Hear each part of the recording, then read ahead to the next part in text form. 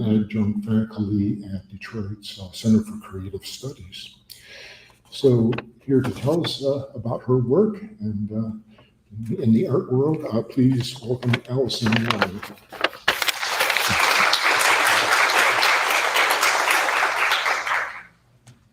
Hi, thank you so much. That was so comprehensive. I think you've done my job. We can all go home now. But in all earnesty, thank you so much. It is an honor to be here. I especially want to thank Catherine and Belinda and Rahima for just being such a stellar team and so easy to work with. There was an incredible amount of work submitted to this exhibition, which made it a very difficult job for me to make selections. I'll start with that just kind of briefly before I go into this presentation, because I think you'll see these parallels in how I'm presenting the background of my practice as a curator and an artist is into the approach that I took during this exhibition. As you so kindly noted, the idea of creating a dialogue between artists and these groupings is hugely significant for me. There are incredible artists in such diverse backgrounds, approaches to making.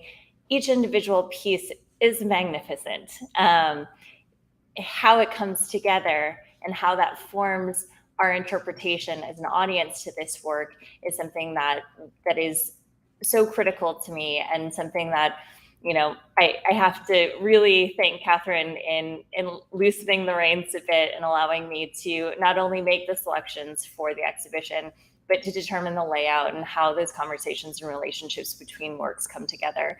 So of all of the incredible works that were not selected, it is not the merit of the works in and of themselves, but how it all comes together is a single expression of a group exhibition.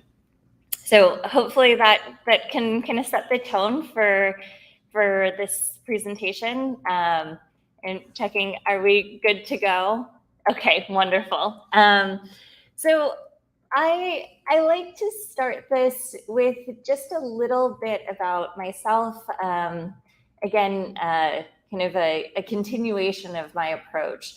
And I like to start with this title slide, not only so you can all see my name written out, but this little image, this snapshot of my daily, sometimes hourly checklist. I am meticulous, borderline obsessive. List making is something that really works for me, with all of the different hats that I have to wear. And that helps me kind of barrel through the day. And so you will feel that energy with this 60 slide talk, which I'm going to go through lightning fast. We're going to check all the boxes here. But I'll start in speaking about my role at Wasserman Projects. Thank you, that's nice. So Wasserman Projects is a unique space, most easily described as a cross between a gallery and a museum. So we have both a 501c3 nonprofit as well as an LLC. Without going into the complicated reporting and logistics of what that means, the idea here is that Wasserman Projects is meant to support artists in every way that they need to make a sustainable life as a practicing artist. The commercial side of things is incredibly important in connecting artists with a collector base, to actually sell things and earn money. The nonprofit side of it is to think outside of just the commercial constraints of what gets selected, what gets shown. And that is really the beauty of where I get to exercise some of my background as a practicing artist. Having conversations about what they'd like to see in their work. What are the biggest dreams that they have that haven't been facilitated or possible for them in the past? So it is a complicated and difficult program, but at its core, really thinking of artists first. I am going to, as I mentioned, very quickly go through some different images and slides here to share some of the past programs that we've presented at Wasserman Projects over the past few years. This was from our grand opening exhibition in our Eastern Market location in Detroit in 2015. So the idea of presenting work is, of course, as I mentioned, to support the artist, but to support a dialogue about work within the community, having and creating meaningful relationships with an art experience. So bringing people together is something that is it's such a privilege that I get to be a part as my role as Director and Curator at Wasserman Projects. This particular piece that was presented by Marcus Linenbrink and Nick Jelpy was creating another connection and collaboration there. Nick is an architect based in Miami, and Marcus Linenbrink is a German-born painter and sculptor based in New York. So we paired the two together so that Nick designed this pavilion structure. As you can see, it is on casters. The form closes and opens up like a band shell, which we did host a number of performances in as well. And the interior was entirely painted on site by Marcus. A really immersive experience. I mean, it is not just seeing and feeling a painting, but literally being inside of one, especially when the surface is closed. I also, we'll have time for questions, but as I'm going through so many slides, I do invite you to interject. If you have a question about a specific image, please feel free to jump in at any time. So this is another immersive installation by an emerging artist, Martha Maisko. Here, I like to talk about just a little background on how we approach working with artists. This exhibition was 2 solo shows, one by Mirella Zacharias and the other Sarah Mayo-Haas. But primarily what I want to speak to is the relationship with Mirella Zacharias in this exhibition. So Mirella had not spent much time in Detroit prior to working on this exhibition together, and it was really critical that the work we presented was in dialogue and really resonated with our audiences in Detroit, in Michigan. So we brought Mirella out 2 years in advance of this potential exhibition to visit the city, see what the city has to offer, develop her own opinions and feelings and responses to those experiences, to meeting people and having conversations with them. Every single work in this exhibition was produced for this show. And a real jumping off point, Mirella is based in Mexico City and New York, but her background is as a muralist. So thinking about her roots in Mexico City, thinking about her roots as a muralist and that connection to Detroit, there's one very clear and present connection there with Diego Rivera's Detroit Industry mural at the Detroit Institute of Arts. You'll see on the left here, this is the Aztec sculpture of the goddess Coatlicue. This particular piece is on view as part of the collection at the National Museum of Anthropology in Mexico City. The reason for this particular icon and subject for Mirella's exhibition is thinking about Detroit as representative of some of the mythology around Coatlicue as the goddess of both birth and destruction. You see that depicted here in this detail side by side of Rivera's mural, where he depicted the stamping machine as Coatlicue. So Mirella took those influences and inspiration and created her own version. So Morella's Coatlicue exists here as the centerpiece of the exhibition, standing nearly 7 feet tall, composed of 9 separate parts. And this is just such an incredible story. And I promise I'll pick up the pace a bit. What you can see in the image on the right here is that this sculpture is modular and composed out of 9 separate parts, because as this story goes, Coatlicue was murdered by her own daughter, cut into 9 separate parts, disembodied, and each of those parts became the gods and goddesses as we know. So hence the birth and destruction.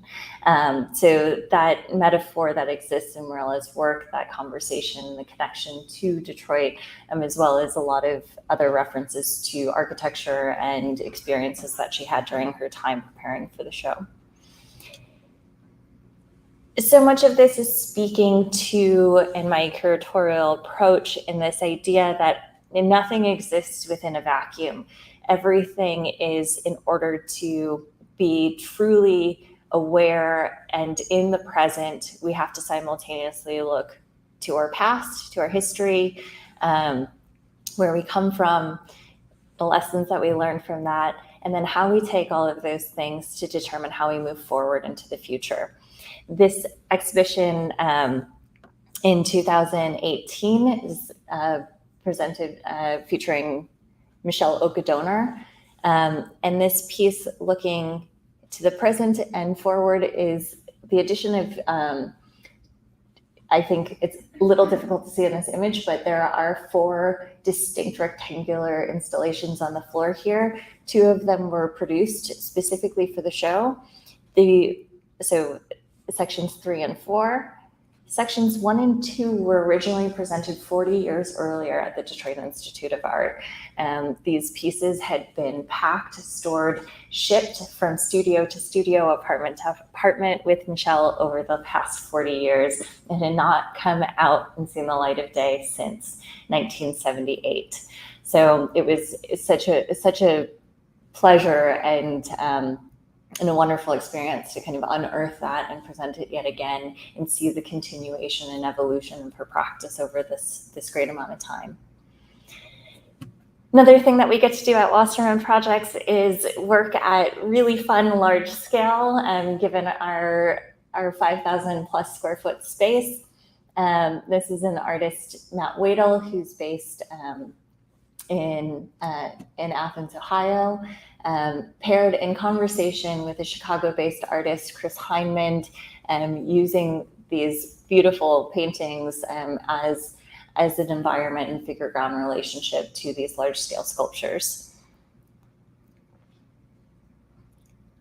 Speaking of monumental and big works, this is work by Scott Hocking, who's based in Detroit.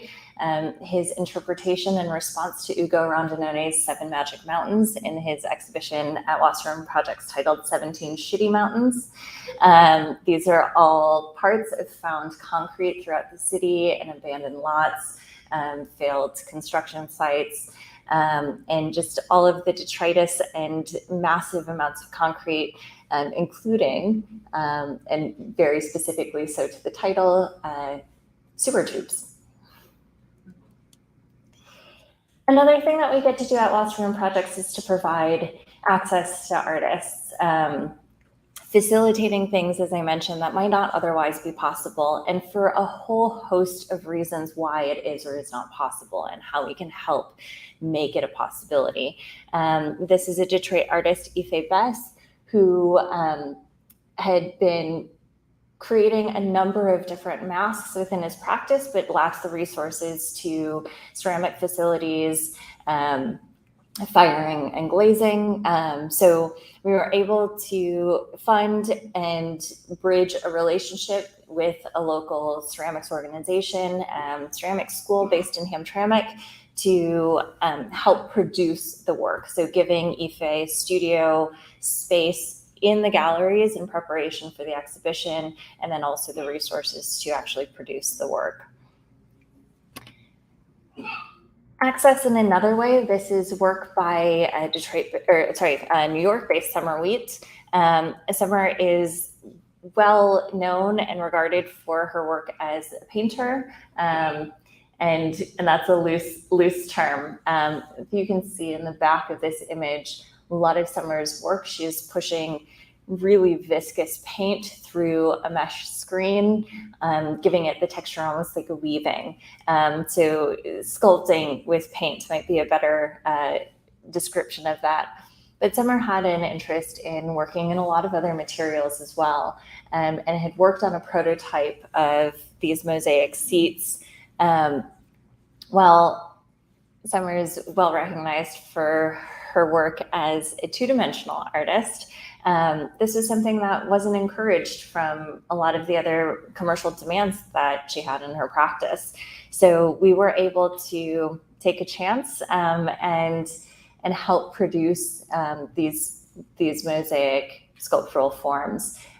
With the success of this, Summer's commercial galleries have been able to see how beautiful the work is, how relevant it is to her practice, and now this is something that is also being continued to be developed and produced within her studio. Summer showed alongside a Japanese artist, Hirsuke Yabe. This was an incredibly ambitious project to take on. Hirsuke stayed with us in Detroit for about a month and a half in developing this work. All of the wood was sourced throughout the city of Detroit, and everything was constructed on site. Another big part of our program is thinking about performance, that the experience with art is not simply a visual experience, but a full body experience.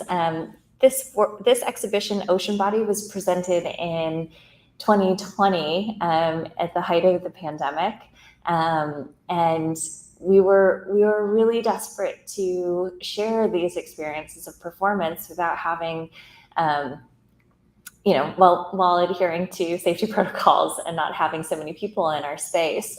And this was a really, really wonderful response to that, featuring Helga Davis and Sharon Nova, contemporary opera singers and composers, as well as a collaboration with filmmaker Mark de Chiazza. So this was a 4-channel video installation, and really beautifully immersive. As you can see, kind of through all of these images, how we're able to transform our space and adapt it specifically to each artist's needs.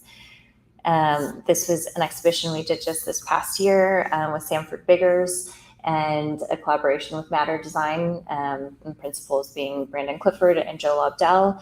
And this is through a partnership with MIT in Boston as part of Sanford's fellowship there. So a lot of this is research-based work, experimental, and being able to take these risks, do things without any kind of restrictions, and drilling into the floor and painting on the brick.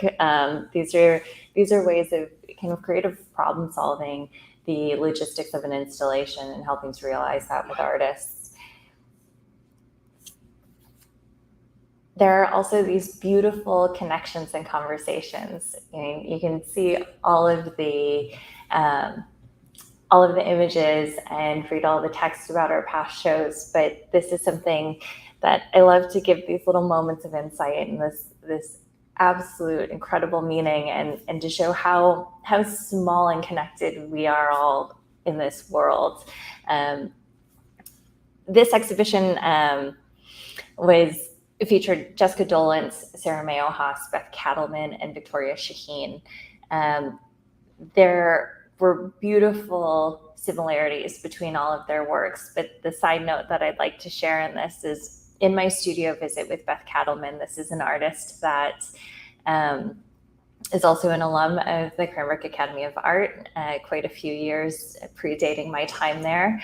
And this is an artist that I looked up to, that I studied in school. And to be able to have that opportunity to reach out and get to work with some of your art idols I can't express how special that moment feels. But in this studio visit with Beth in her New York studio, we get to talking about her time in Detroit, where I grew up and where I'm from.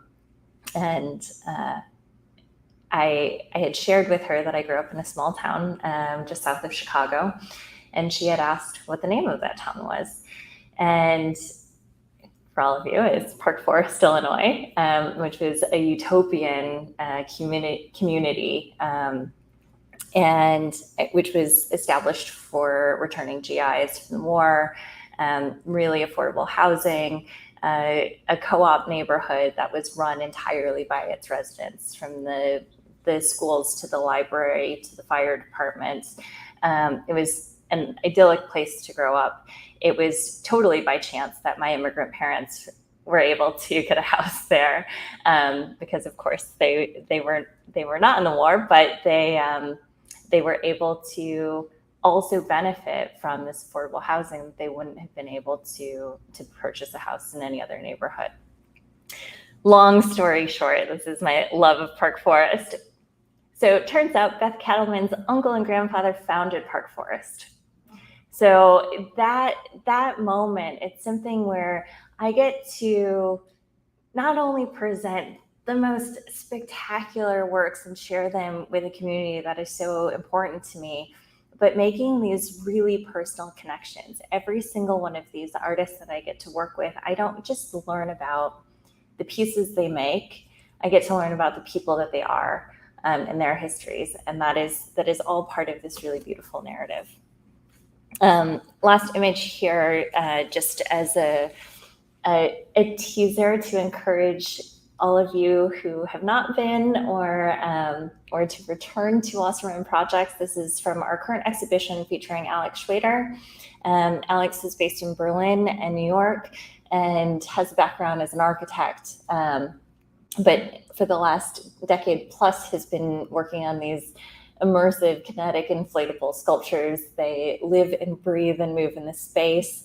Part of that performance program that we do as well, in conversation with our exhibitions. We will have a dance performance featuring Charlie Brissy and Shannon Stewart.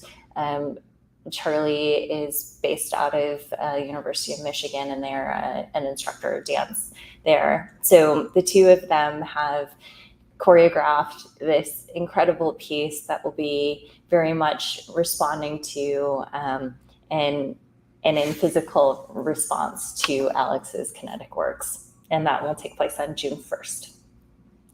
So that is the bulk of about Wasserman Projects, about where I am now. But another thing that I get to do in these talks, as I mentioned, kind of learning more about who the people are behind all of this. I want to share more about who I am beyond my role in the program at Wasserman Projects. So I normally structure this a little more linearly. I've finished kind of talking about where we are today, and then I'm going to take us way back in time now. So my background, as you heard, have a background in painting. I studied at the Maryland Institute College of Art in Baltimore in 2000, and it was such a formative experience. In my background as a painter, I was, if you can remember that first slide in this checklists and feeling the need to accomplish and set goals and attain them piece by piece, step by step. And that was the same approach that I took to making art. And that worked to a point. It worked until I got to MICA, I would say. It was about receiving an assignment, doing it exceptionally well, checking off that box and moving on to the next thing. It was devoid of meaning, and I didn't really understand what that meant until I had incredible mentors that I did at MICA.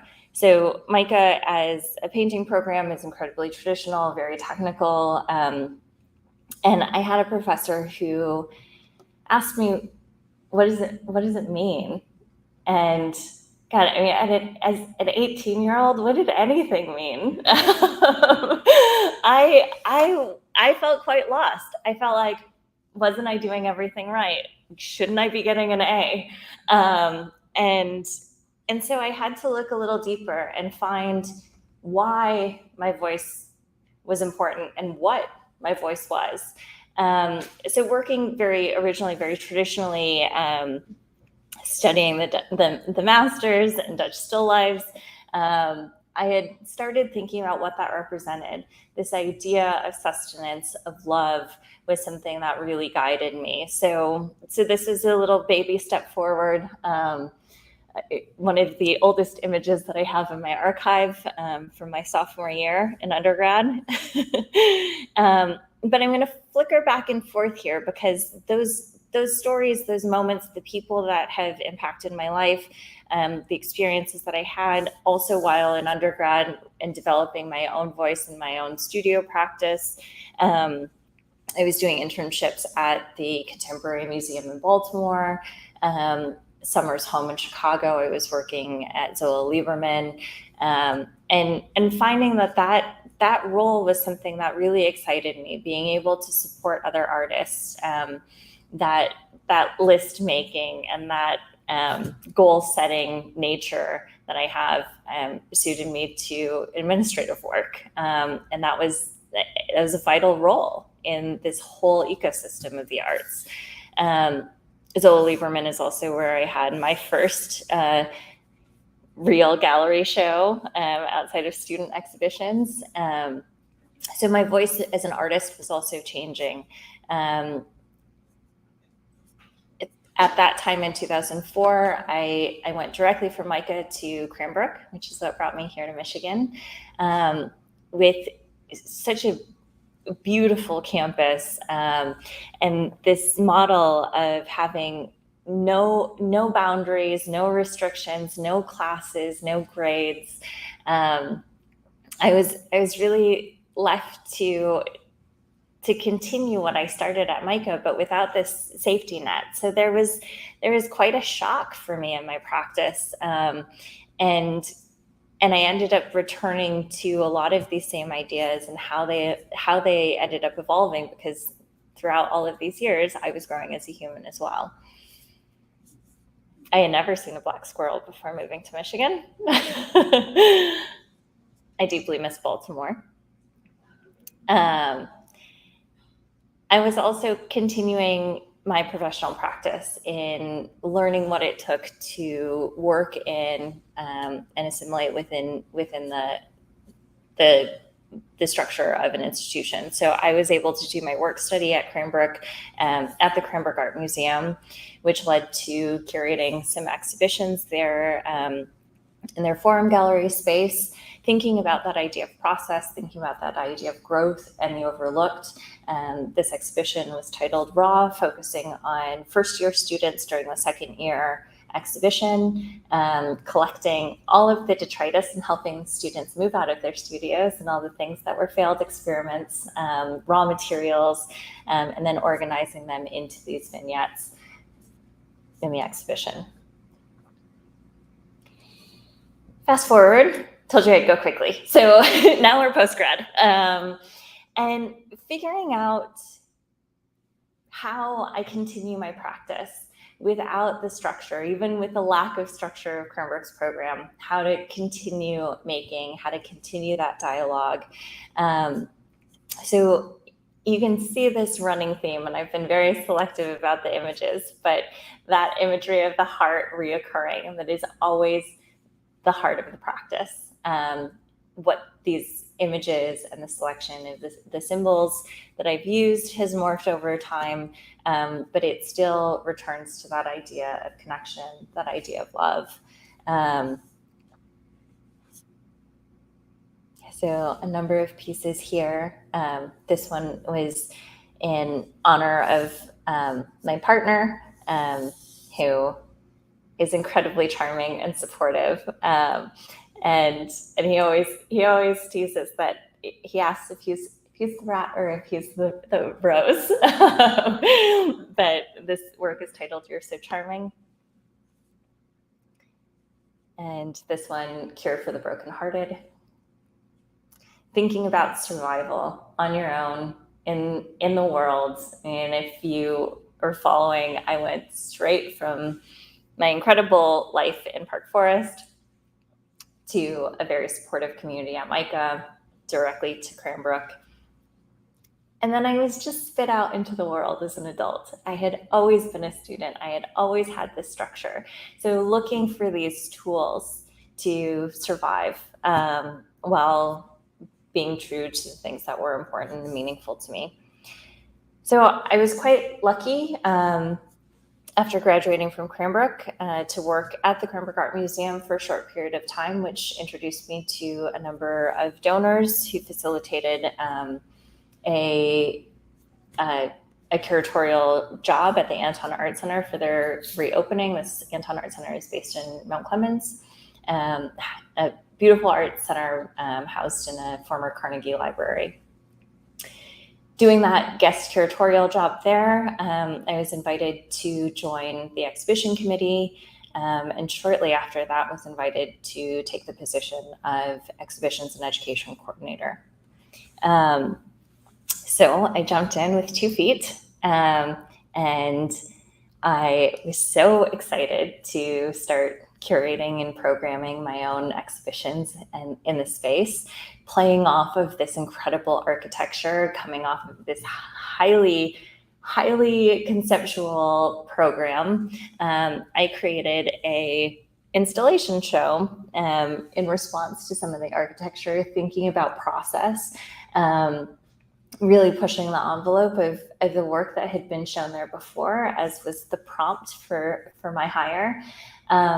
But I also quickly realized that it was moving too quickly for the audience it was serving.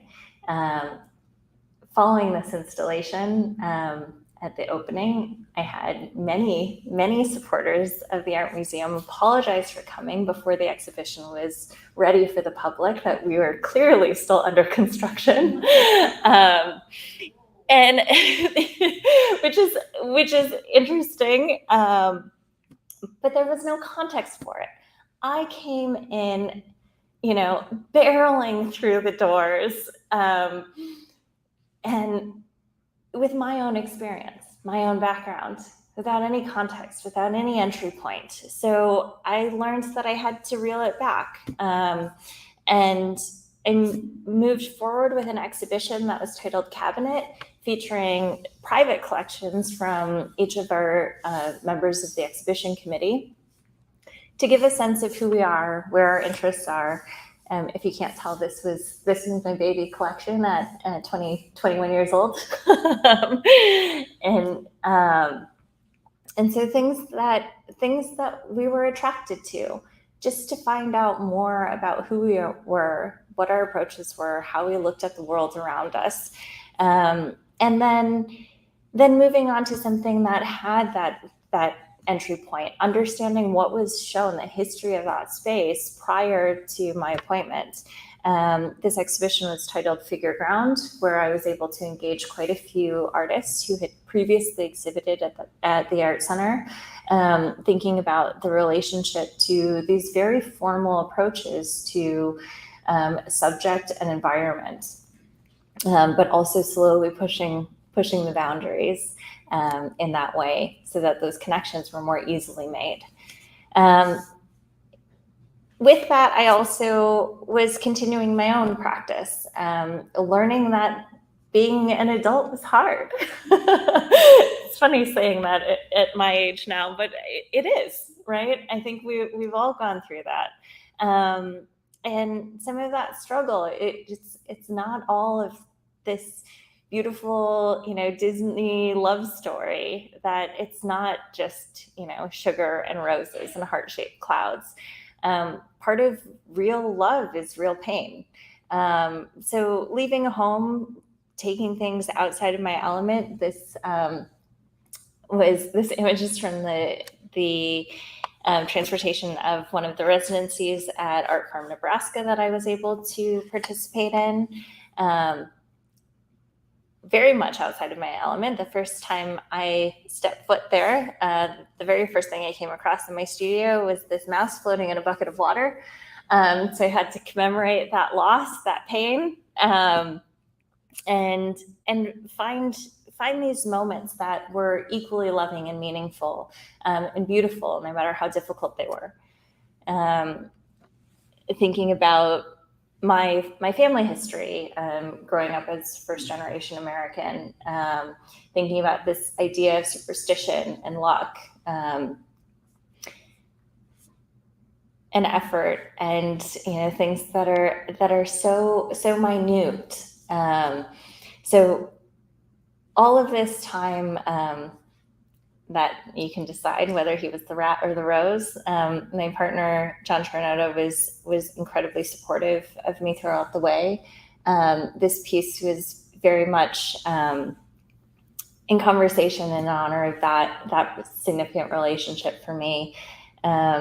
John was collaborating with another artist on a video piece in which they were interviewing each other. And the other artist, Jessica Frelinghuysen, asked John, if you had to describe yourself in one sentence, what would that be? To that, his response was, he had the best intentions in the world. And that really resonated with me. And I felt like that had to be committed into a work, and that I would also would have to find my sentence. So what you can't see in this is very subtle.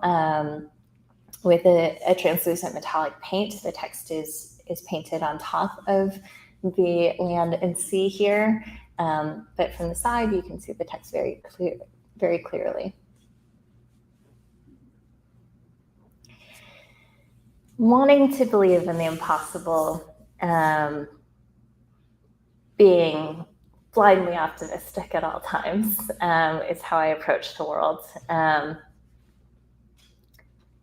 I believe in the impossible, but I keep making lists to attain that and make it a possibility. So simultaneously talking about my role at the Anton Art Center, I learned so much, but I knew that I had reached a point in my role there that I wasn't fulfilled, that I wanted to engage in a deeper conversation. I wanted to collaborate more with an audience that was in line with my interests as a curator, as an artist, with a community that was my own, as opposed to plugging me into a community that I didn't feel I really belonged in. So in 2009, Butter Projects was born.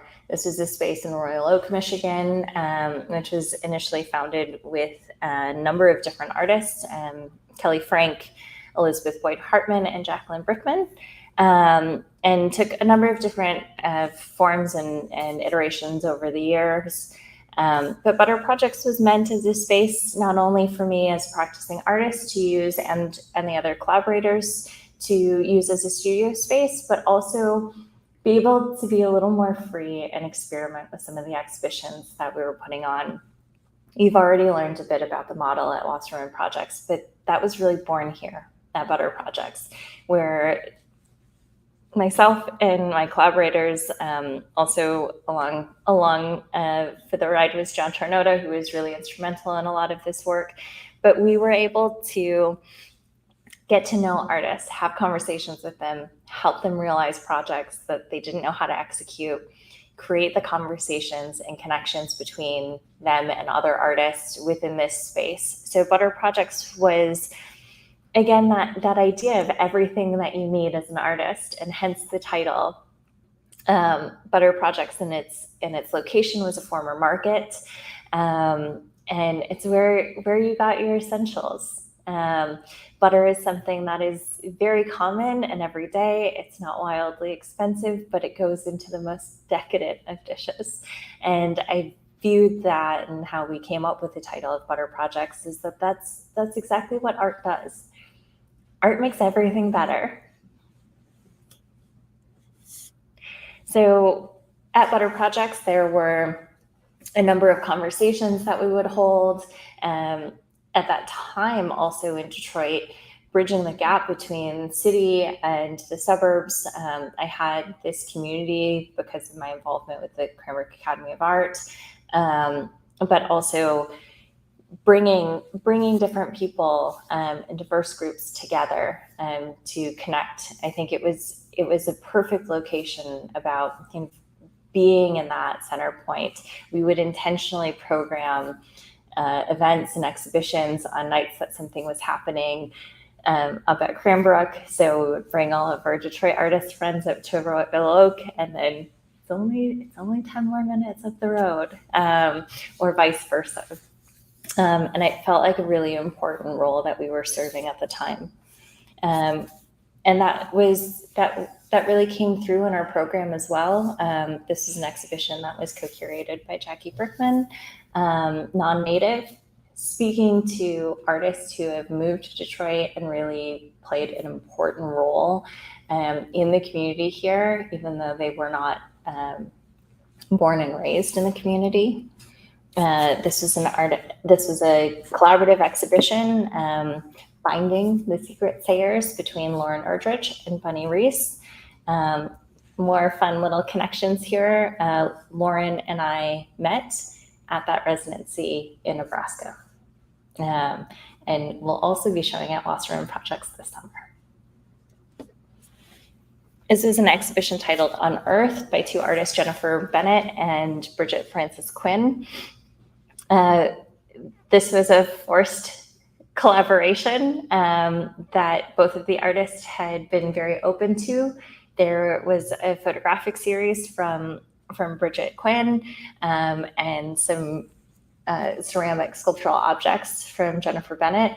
They had not intended to exhibit the work together in this way, and it was something that they really trusted John and I to create and force that conversation and that grouping together.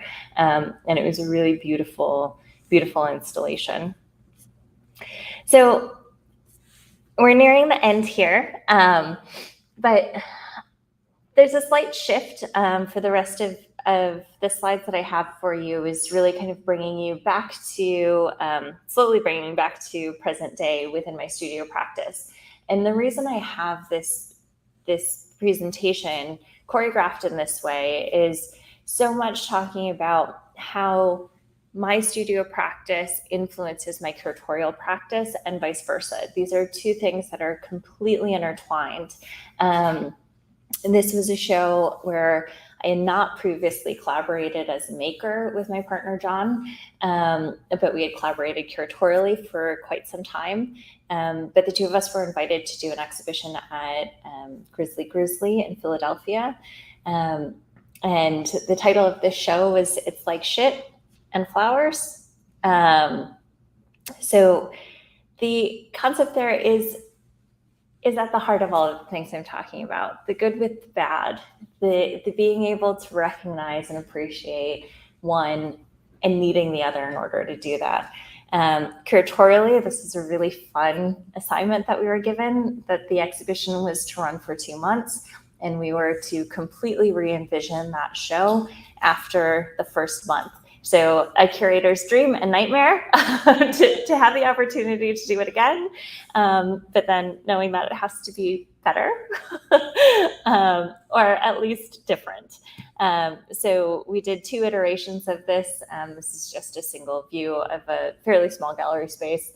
And this was version 1, and this was version 2. Next, we'll go to a little more current body of work.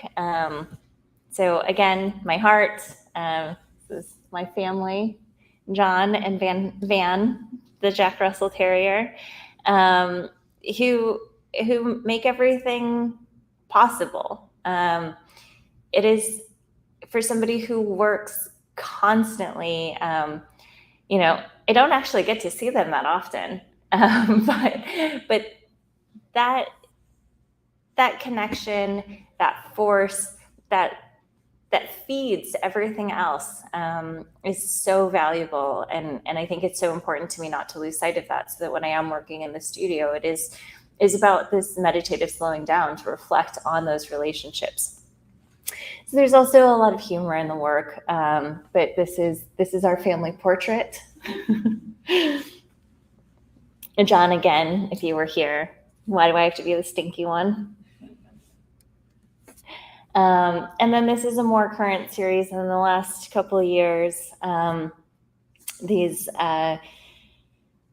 slow collages of found objects, all the things that I'm too stubborn to throw away because they are so special to me. All of the toys that Van has chewed up over the years, all of these legs and feet from stuffed animals that have been hoarded. But part of this series, titled "Tattered and Torn," is just these moments of play, these moments of destruction, these moments of birth, of love, and that domestic environment that really feeds those kinds of relationships, things that grow and die over time. This work is titled "Withered and Worn," and these are approached as studies of snapshots of the most intimate moments of my life. This one is titled "Tissue Tears" or "Tissue Tears." Some point later on in his life, Van decided he loves eating tissue paper. And this work that is titled "The House Is Not a Home," with a found object, with a stretched dishcloth on the side of the painting here. And the last image is titled "Love Bites." And that's it.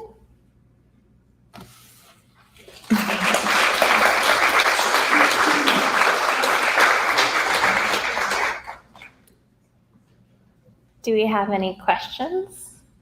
Yes, Rahima. So I saw you had some sort of palette notes on a couple of the slides, like when you were doing the work. I was just really curious about those. And if those are something that you just do in the sketches, or is that something new that you could recently kind of started to adopt? That's a great question. It is something a bit newer. So, there's a difference between being a collector and a hoarder and an archivist. But there's some blurry lines there. I joke about that because I'm such an emotional person that I have a very hard time letting go of things. As a maker, I think something is going to come in handy, and so I'll get to. So the idea of this is a bit embarrassing, but I reveal all. I'm very open. I used to hold on to every single palette that I ever used for painting. I realized this after moving studios 3 times, that I had stacks and stacks of dried up paper with paint on it, thinking one day I'll have to remix that color. And if I don't have this palette, I'm not going to be able to do it exactly right. And I realized that was insane. So I had a purge. I threw all of it away.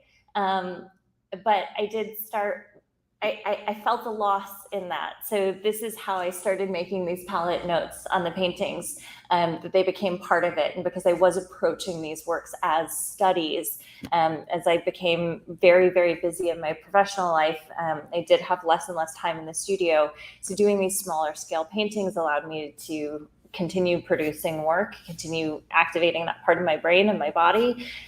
So it was something where I felt like I could retain it and come back to it. But it is this moment too. It's a moment of thinking about modernism. It's a moment of thinking about production. Oftentimes in screen printing, you'll have these this color key that's being used. And it's something that I want to recreate these moments. So that nod is that it can be reproduced. Yeah. Yeah, I absolutely love it. It allows us to see a little bit of a thought process. It also takes me back. I love Robert Ryman, and there's a Robert Ryman painting where he just does that with all whites. Mm-hmm. And it's so beautiful to me. And I love that you're starting to include this. I have a question about you're taking objects from your life and you're making paintings based off those objects, do you ever show the actual objects in relation to the representational images of the painting? That's a great question. Typically, no. I think that the reason for that is I'm not a sculptor. I'm not an installation artist. But you're an artist.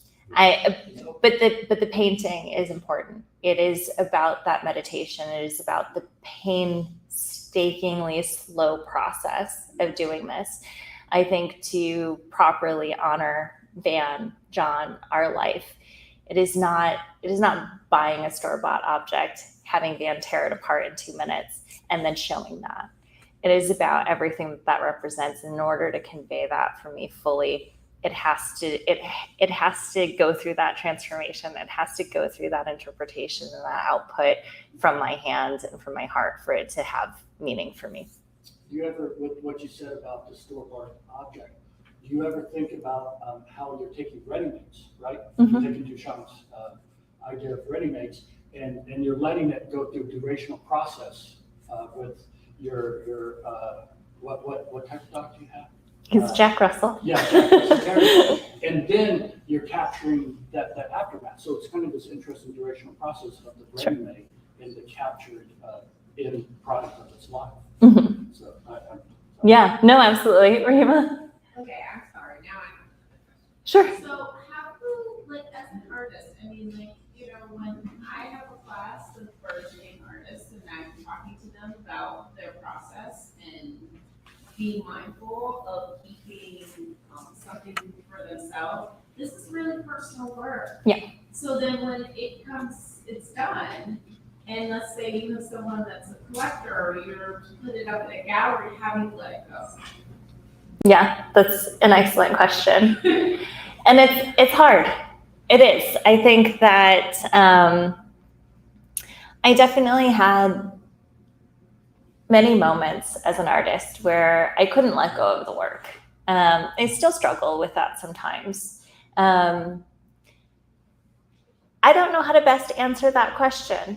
I think as you make more things, as you grow and have distance from it, it takes on new meaning, and that makes it easier to part with over time.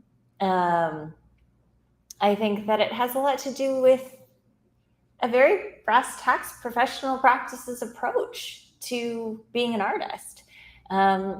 I think there's absolutely nothing wrong with an artist who makes simply for themselves. But if you want to make a career of it, and you also want to eat food and have shelter, you have to sell things. And so I think that I've been so lucky in my life that, my bread and butter is my curatorial work.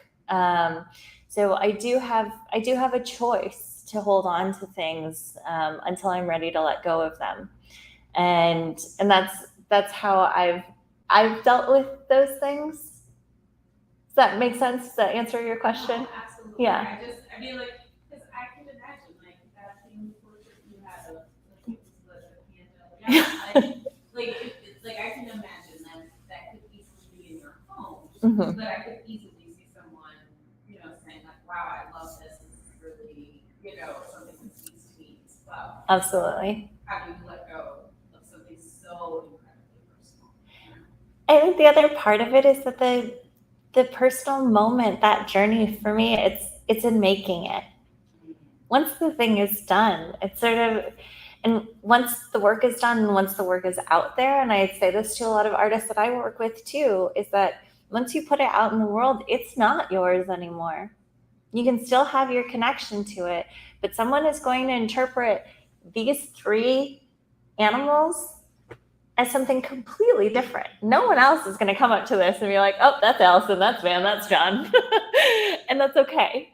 I want people to find their own connection with the work. And so for me, the importance is doing it.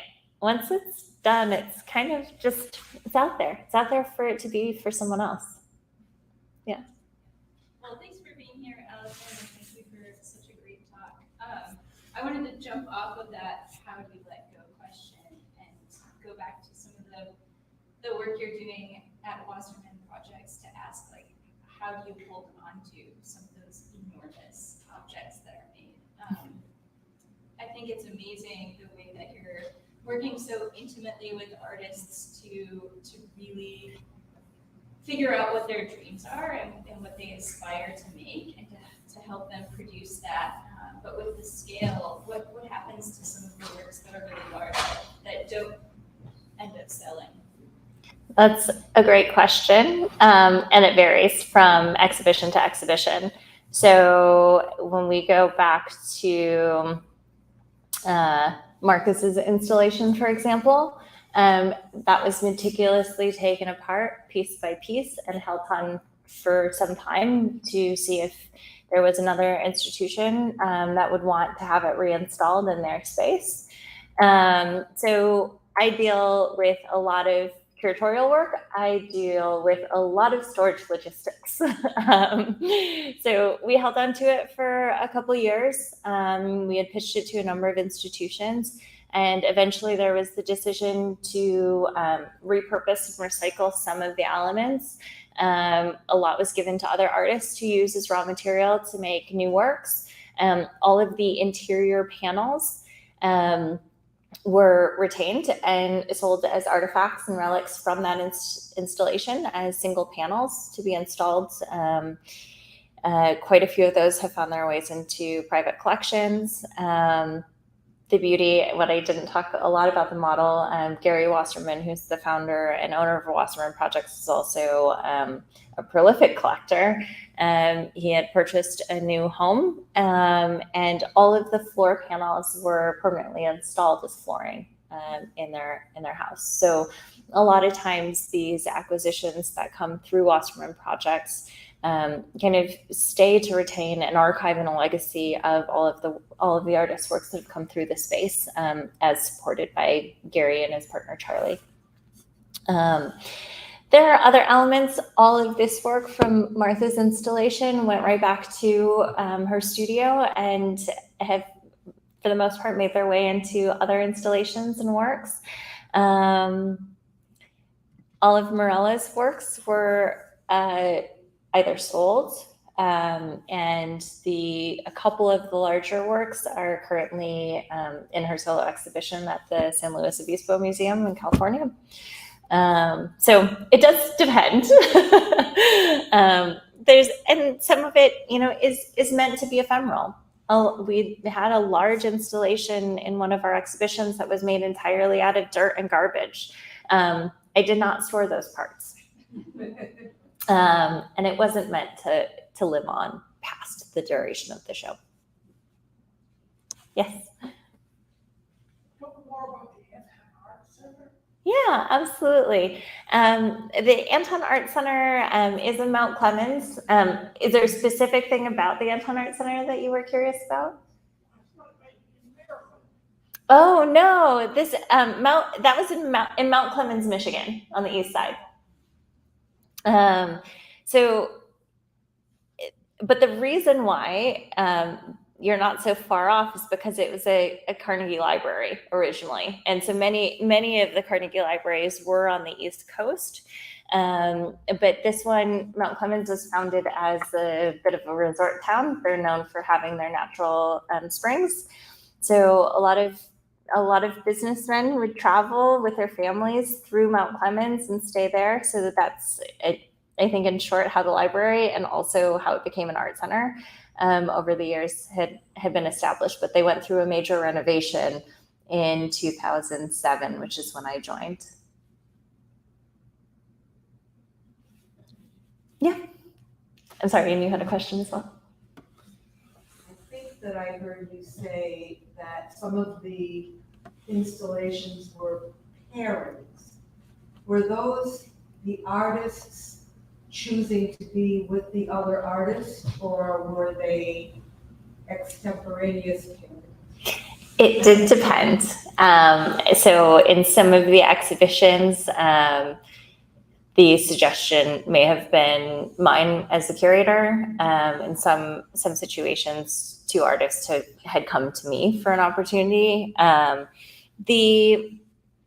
Typically how it works is I'll have a vision or a concept that I'm usually working with one artist primarily, and I'll go through and find out exactly what they'd like to see happen, and as we communicate and I learn more and develop an idea for a pairing or a relationship between those artists, I'll suggest an artist to that primary artist and have a dialogue with them first before approaching the next artist. If that makes So sense. would they then work together to put that exhibit together, or is it just finished works that they're putting together? For the most part, they're working together. Or at the very least, the conversations are happening. Yes, you're welcome. Any other questions? I have a curious question about some of your work. The ones with the panda, the fox, and the skunk. The substrates are shaped like eggs. Yes. And I was curious if the pose of the figure is in relation. It's kind of like a embryonic, almost like it's the moment before the birth happens, the moment before that happens. So Yes. Curious about that. Yes. I apologize for the live stream. I did not do a good job repeating questions. But the question was about this particular piece having an egg shape in the substrate, and the form of the subjects kind of being in these fetal positions. I think that that's exactly what it is.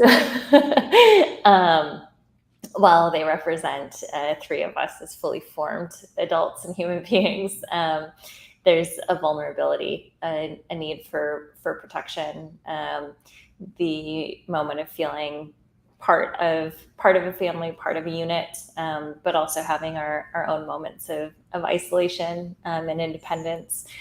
So all of those ideas are very much embedded in this work. Mm-hmm. Yes.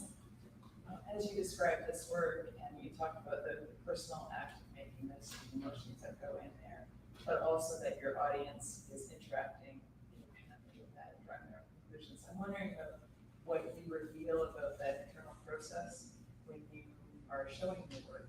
How much is in your art, your statement about that piece or the title, that the viewer would know your background in developing or creating the piece? Yeah, that's a great question. Being, how much of my personal narrative and background is being shared when I present the work. It is a fine line that I step on both sides of often. I'm incredibly open in talking about the work in this way. It typically from a written standpoint when I'm exhibiting, and this is, every situation is a bit different. Having a single piece in a large group show versus a solo exhibition versus an artist talk about the work versus an artist statement. They all satisfy a little something different. And I do bring to this a lot of my background as a curator and director of a space. And sometimes when somebody is reading an artist statement, they're looking for a certain type of information, whereas the talk gives something more personal, right? So I think that there are variations in kind of when somebody is seeking out information, how much they want, they may choose what source they're going to get that information. Titling is always very important in my work. So, a piece that, I guess there's a nod to the idea of love or loss or domesticity within the work. There's a nod to the anthropomorphic qualities in the work, whether it's you or him or her that gets used, and the pronouns or the or the formal names that might get used in the titling. In my statement, I typically speak to these being about personal moments with with either my family or my personal experiences. The idea of love, the idea of domesticity are also very much a part of it. And then I'm an open book when it comes to what does that specific thing mean to you when I'm asked. Yeah. You said you're a collector of your own kind of artifacts through life, and you've got an interest in curating process-oriented works and studio process artifacts. Is any of that collections, personal collections of yours, are they slowly making their way into your artistic practice, like physical objects? You said you collect lists and palettes, or are they just kind of, do you have any works that are kind of in limbo where you're just thinking this could be something I incorporate someday, or this is just a personal collection that just stays separate? Yeah, I think that goes back to the idea of whether my collections of these, everyday objects or things that I amass and that I end up doing paintings of goes back to the other question of, if I incorporate the physical objects and display those as artworks rather than just the paintings of. I feel like addressing that is also, very much the time that it takes to make those paintings, that experience of dedicating the time and labor and focus to the subject matter is something that's very important to me. So the objects don't hold that same meaning for me. The other thing that happens, and not just that translation of my mark making, but the translation that happens visually is very important. I think you can note in most of these works that there's a lack of space, a lack of grounded realism, where the pieces are rendered representationally, but they're collaged, they're cut and pasted into these blank grounds. And part of that is the suspension of that feeling, the suspension of that moment. As soon as I put an actual object on a thing, it is an object in a space, as opposed to an idea that's floating in this like more beautiful ether. Yes. When you juried the show here, did you have a theme or themes or vision? What held the show together for you? It's a great question whether or not I had a vision or a theme that held the selections for the juried exhibition here in mind. I let that very organically come out based on the submissions. So I didn't come with a concept prior to seeing all of the submissions. I was able to, my process was going through every single piece and giving each work my attention independently and the merit of those works individually. And then there were certain pieces that for me, I felt quite drawn to, that I think exhibited an extraordinary amount of technical facility, an idea that I thought was particularly timely or relevant. So I started with those, really standout works in my mind, and those helped shape the themes and narratives. I think a lot of it does happen with a large show like this, or the pool is so diverse. There are certain things that I pulled together from a formal approach. These works are scaled nicely with one another. The subject matter might be similar, the palette might be similar. There were other things that I paired to create contrast in one approach, using a material that might be, quite refined, to one that might feel more found. So creating some of those relationships and dynamics within the work, and I think thinking about the space was very important to me as well. When you walk into a gallery, if there are walls in the middle of the room, you can't see what's on the other side of that wall. So thinking about what does this wall look like together? How does that create one chapter or one moment? When a viewer walks into a space and turns their body this way, what's going to be in that sight line, and how are those things communicating with one another? So it is very difficult because you start with a few pieces and then you start building the story, but then it's got to fit the space too. So, before I made any selections, and, really major thanks to Catherine for being so patient with me. There'd be an artist saying, oh, well, that piece is sold, or that piece was damaged. And then it would throw everything off for me. So kind of rearranging and thinking about those things, thinking about all of those groupings. I could not make the final selections without really thinking about the floor plan and the layout of them. Yes. On a completely mundane level, can you share with us what was the actual total number of objects or artwork that you actually had to look at? I mean, it must have been an enormous amount. Yes, actually, Catherine, 464. 464 artworks that were submitted in total. And I believe the final selection landed around 63.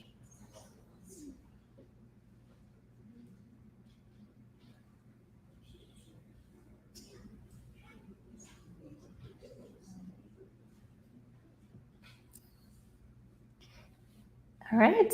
I think we've gone over time, but we're good. If there are any other questions, I'm happy to hang back a little bit. But thank you so much for being here.